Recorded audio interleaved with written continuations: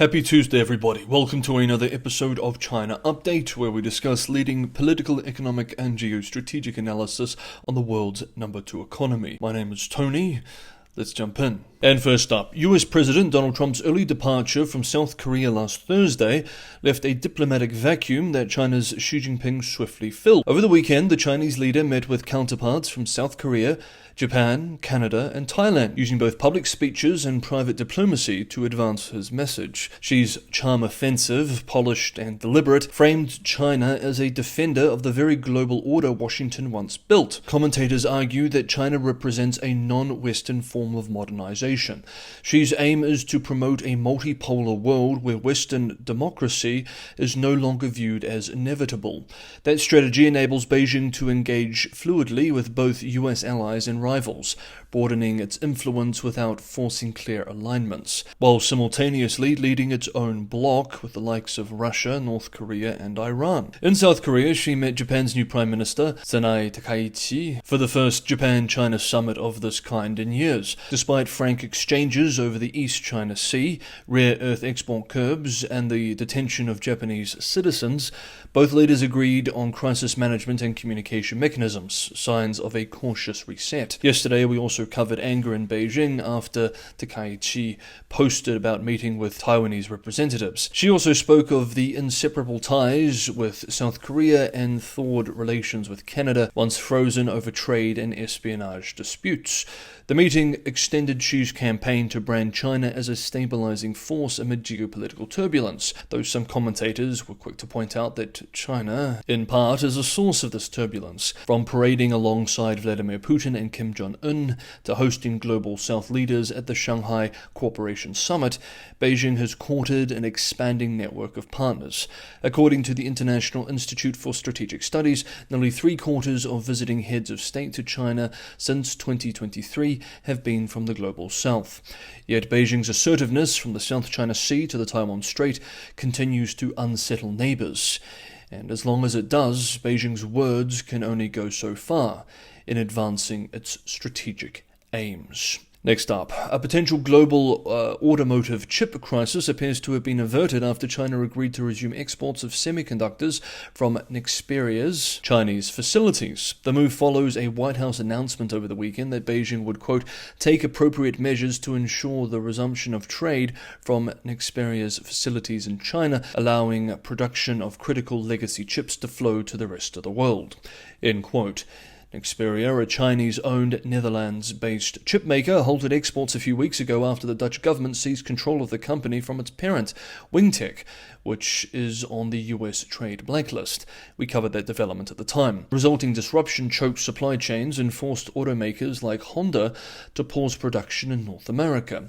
China's Commerce Ministry said it would allow exports of Nexperia chips, quote, for eligible cases, end quote, citing its commitment to global supply chain stability while condemning, quote, improper interference, end quote, by the Dutch. The decision was reportedly reached during President Trump and Xi's face-to-face meeting last week. With around 70 to 80% of Nexperia's products processed in China, the easing of restrictions brings short-term relief to automakers worldwide and signals cautious cooperation in an otherwise strained technology rivalry. On these developments, today, veteran China analyst Bill Bishop observed, quote, all the car makers blindsided by Nexperia's mess should be hiring new supply chain management executives, as they clearly learned nothing from COVID supply chain disruptions and excessive reliance on PRC supply chains. End quote. Meanwhile, on these themes, last week reports swirled that US President Donald Trump was poised to tell Xi Jinping he would approve Nvidia's request to sell B30A, a modified version of its powerful Blackwell AI chip, to China. The plan sparked a last-minute scramble among top US officials, culminating in a reversal before Trump's meeting with Xi in Busan, South Korea. According to an exclusive report published yesterday by US-based The Wall Street Journal, Secretary of State Marco Rubio, Commerce Secretary Howard Lutnick, and US Trade Representative Jameson Greer urgently intervened, warning Trump that permitting the export would undermine national security by strengthening China's AI data center capabilities. We did a deep dive into this space last week. Their efforts efforts succeeded, writes The Pace. Trump dropped the topic from his agenda with Xi, despite Nvidia CEO Jensen Huang's persistent lobbying. Huang, who maintains frequent contact with Trump, has pushed to retain access to the Chinese market, critical for Nvidia's revenue, but faces mounting resistance from Washington hawks who see advanced chips as strategic assets. In a 60 Minutes interview aired on Sunday, Trump said the US would, quote, let China deal with Nvidia, but not on the most advanced chips, end quote, adding, quote, we don't give that chip to other people, end quote. Nvidia may well have lost this round, but few doubt that Huang will keep pressing the president directly as the AI race and US-China technology rivalry intensifies.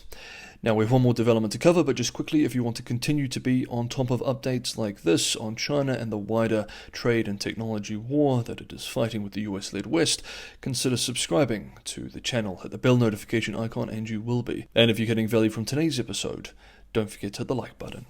And finally for today, Sheffield Hallam University, a respected British institution known for its human rights scholarship, has been accused of bowing to pressure from Beijing after halting research into China's use of forced labour in Xinjiang. Documents obtained by The Guardian and the BBC, both UK-based, reveal a pattern of intimidation and compliance that underscore the reach of Chinese state influence into Western academia. The controversy centres on Professor Laura Murphy of Sheffield Hallam's Helena Kennedy Centre for International Justice, HKC, a leading voice in documenting accusations of Uyghur forced labour within global supply chains. Murphy's work has been cited by the United Nations and Western governments, influencing international trade and human rights policies.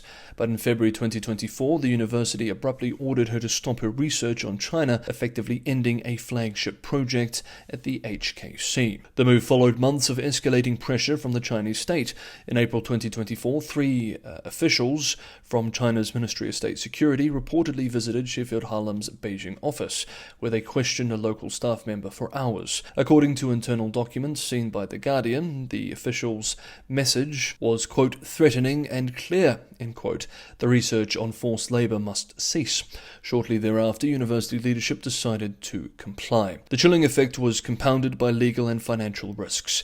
In December of 2023, Sheffield Hallam's Forced Labour Lab published a report implicating several garment suppliers with links to Xinjiang. One of them, Smart Shirts Limited, a Hong Kong-based clothing manufacturer, filed a libel lawsuit claiming defamation. A preliminary High Court ruling in December of 2024 found the report defamatory, and the university's insurers subsequently withdrew coverage for defamation-related claims across its entire social and economic research institute. Facing diplomatic threats from Beijing and financial exposure at home, the university appears to have calculated that silence was safer than scholarship. The episode has provoked outrage among academics and human rights advocates, who warn it sets a dangerous precedent for foreign interference in British and other Western universities. China's government has long dismissed accusations of forced labour in Xinjiang, calling its employment programs, quote, poverty alleviation, end quote, as well as so-called vocational training centres. Sheffield Hallam's capitulation illustrates a broader trend. Beijing's transnational censorship efforts are no longer confined to Chinese borders. They are shaping what can and cannot be studied in the heart of some of the West's most prestigious institutions. Okay, that is today's episode of China Update. Thank you so much everybody for watching. Have a good Tuesday, and I hope to see you for the next episode of China Update, which will likely either be tomorrow or on Thursday.